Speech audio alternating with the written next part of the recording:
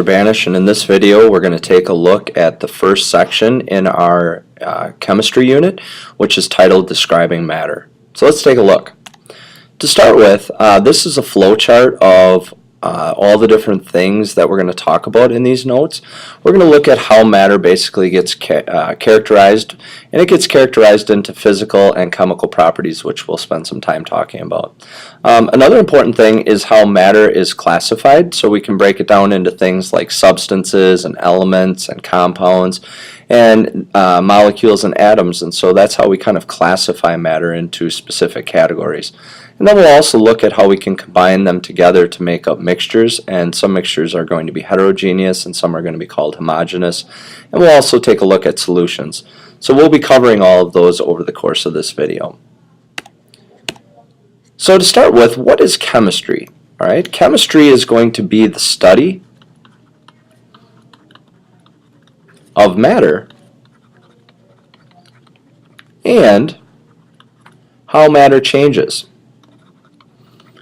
Okay, so we're going to look at the different ways that we can change matter, and that is what chemistry is. And what we need to know is what matter is, since we said that it's the study of matter. And matter is anything that takes up space and has a mass. Okay, so we have to be able to have some type of weight to it, and it also has to occupy some space. So if you're sitting in a chair right now, you probably notice that that chair is going to have it's going to have a mass if you were to put it onto a scale, and you would also notice that it's occupying some sort of space. So that would be considered matter. All right, if you have a pencil or a pen in your hand, if you look at it and you were to put it onto a scale, you'd be able to get a mass to it, and you'd also realize that it's occupying space. But one thing is that some examples that you might not be familiar with is that obviously we know what oxygen is, but if we're talking about air that we're breathing, even though we don't just put it on a scale, air has a mass, and so it is technically a form of matter. And so other ones could be things like wood or metal or lead, which is in your pencil. And so all of those things are matter. Now we can further break it down by turning it into what we would consider to be either a pure substance or a non-substance. So if we're talking about a pure substance, what we're saying is that it's a single kind of matter. Okay, it's one specific type. It's a very single, or it's one specific type of matter. It's pure. Or else we could say that it is a non-pure substance. Okay, which means that it's going to have many things that make it up. Okay, so it's many kinds of matter. Okay, so those are the differences between those. And so substances are a type of matter. And so if we take a look at some of those, this is an example of salt. So let's label it salt. And salt is made up out of NaCl, so that's sodium and chloride. And these two combine together to make up what we know as table salt. And since it's in a simple pure form, so we have sodium, which is an element, and chloride, which is an element, these are going to be a pure substance. Okay, so salt is going to be a pure substance. Now if we take a look at milk, milk on the other hand has a couple of different things that are inside of it. So it's going to have many types of matter. So then what we would do is we'd say that this is a non-pure substance. Okay? And this is milk. So there's a couple examples of pure and non-pure substances. Now, chemistry also has to be categorized into two types of properties. There's going to be the first type, which is going to be called a physical property. And a physical property is going to be a characteristic, so it's a way of describing it, of a pure substance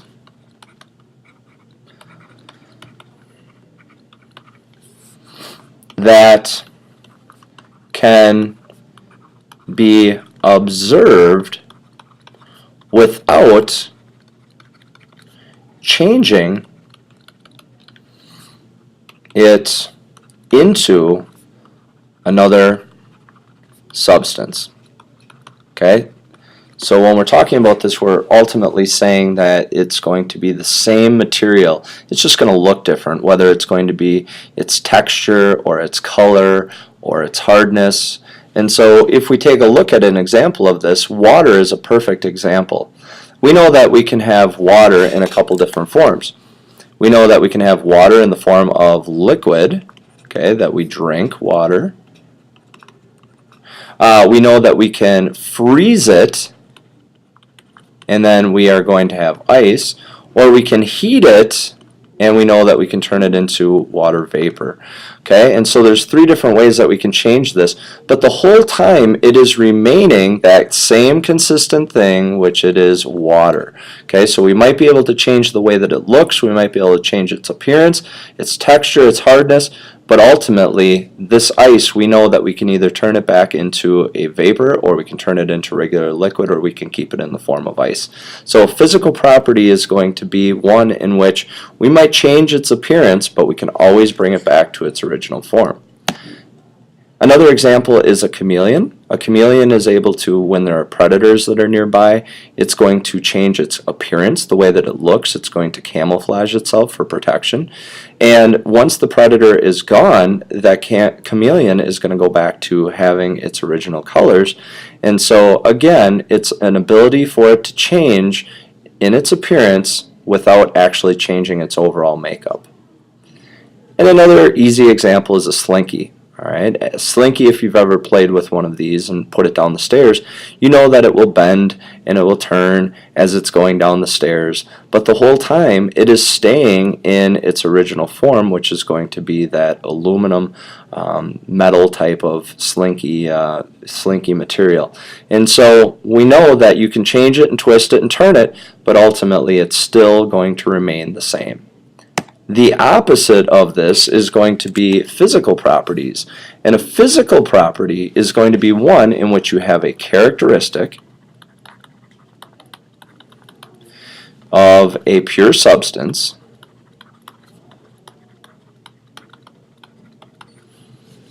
that describes the ability to change into a different substance. Okay, so these ones now, you're going to have the ability to change into a completely different thing. And so anytime that you can't bring it back to its original form, we're going to refer to it as a chemical change or a chemical property. The property is describing what it looks like. So if we look at some examples of this, this is a fire pit that has wood in there that is burning. And if you've ever been near a campfire, you know that there is warmth, and so there's an energy of heat that's being given off. And you also know that at the very end of the fire there's going to be some ash that remains in the fire pit. And so once you have that form of heat and you have the ash, you can't bring that back to its original form to make up the piece of wood. And so that's an example of a chemical property. Another one is a piece of toast that goes into the toaster. So if you go about burning the toast, you know that you can't bring it back to its soft texture that it once had. And probably the most easiest example to think of a chemical property is if you have a car that is rusting through the process of oxidation, and that car is basically breaking down because of the fact that the paint has chipped away, and so now that metal is beginning to oxidize and break down. So an example of chemical properties right there. So now that we know that matter can be broken down into either a pure substance or a non-pure substance, and we looked at there's ways of describing it as either physical properties or chemical properties, we need to know what it looks like at the base, like at the very beginning. And to start with that, we need to understand that elements are made up out of atoms. And we'll talk about atoms in a second, but atoms make up elements, and elements are going to be what matter is made up out of.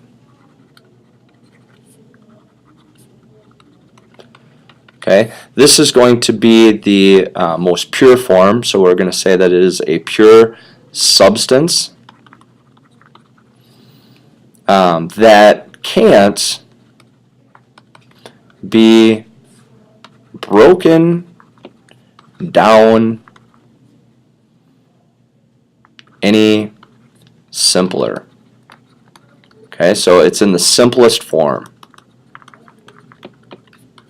Okay, simplest form. You're familiar with a lot of elements that you maybe even didn't know are. So like if I mention the word carbon, you probably heard of carbon. If I say something like oxygen, you've heard of that. Or lead, that's another example of one. You could say something like copper. Those are all examples, or if you ever had aluminum cans. Okay, so these are all examples of different types of elements.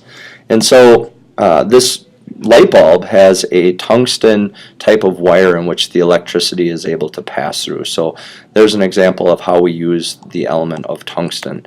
Another one is, for a long time, pennies were made up out of copper, and so copper is an element used for pennies, lead in your pencil. These are all examples of elements.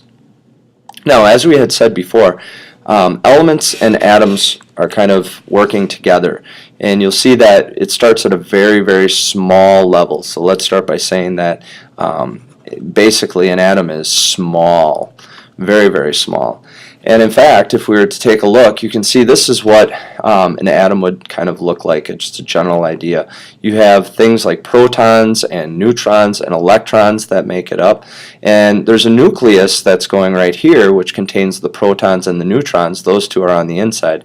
And on the outside are the electrons, and they're moving all around. And we'll look at atoms in a separate video, but I wanted you to be aware that atoms are going to be defined as the basic particle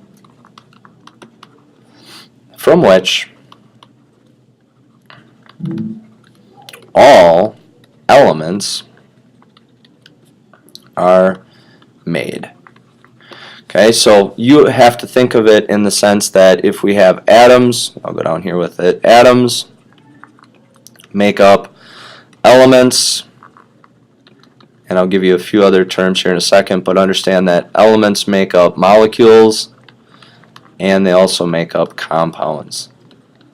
Okay, so what makes up an atom? We can break that down and say like neutron, we can say proton, and we can say electron. Okay, all of these things make up the atoms. And we'll look more specifically, like I had said, in a separate video at those. So how do they work? They ultimately bond together. They form something that is called a chemical bond. And a chemical bond is going to be a force of attraction between two or more atoms. So whenever we have something, and we'll look at some examples here in a second, but anytime that we have a couple of atoms that are grouped together, they form chemical bonds, and we'll look at what types of bonds there are. There's going to be single bonds and double bonds and triple bonds that we'll look at. But understand that ultimately they are going to be held together by something called a chemical bond. And so atoms are held together by chemical bonds, which make up the elements that we're familiar with. We should also probably explain that we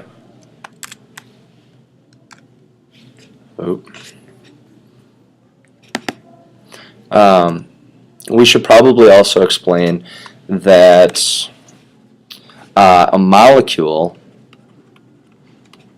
is going to be a group of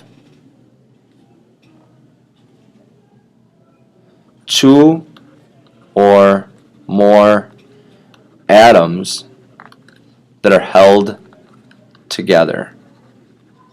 Okay, Okay, so if we just have two or more, we're going to call it a molecule. And you're familiar with some molecules, things like water and oxygen, which is the stuff that we breathe, and we looked at carbon dioxide in one of our labs already earlier this year. So molecules are a type of form that exists due to atoms. There is an example of what water molecules look like. So we look at the appearance of what water looks like, and we see that it looks like that. But it's also structurally or chemically made up out of oxygen and hydrogen. And we're going to be focusing in on this type of science right now to help us to understand how it looks like that. So again, if I can go back and help you to remember that atoms make up elements, and elements make up molecules, which we just saw is going to be if you have two or more atoms held together. And they make up compounds. Okay, so if we kind of start to fit this flow chart together, we can define a compound as being a pure substance that has two or more elements chemically combined.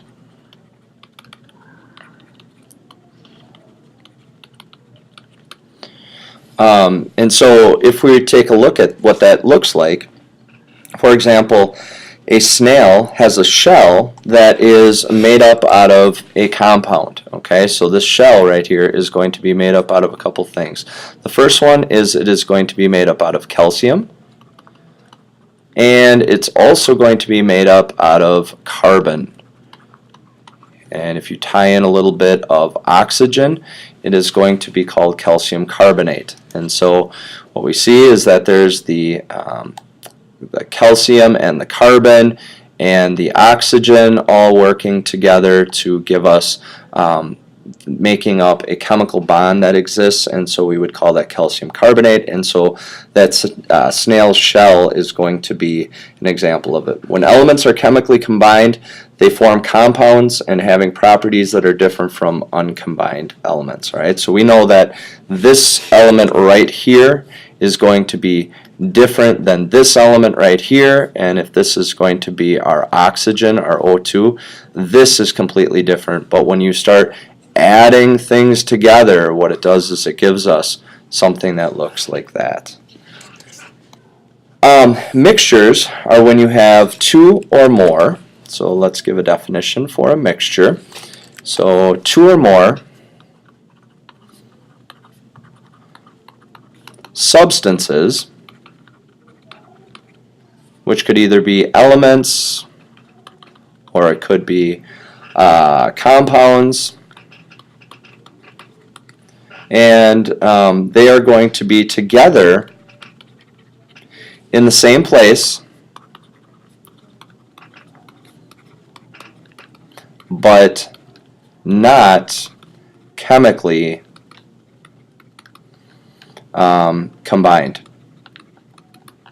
Okay, so what does that mean? That means that they can always come back to their original form. All right, so they are going to, or in science we could say that they're going to keep their individual properties.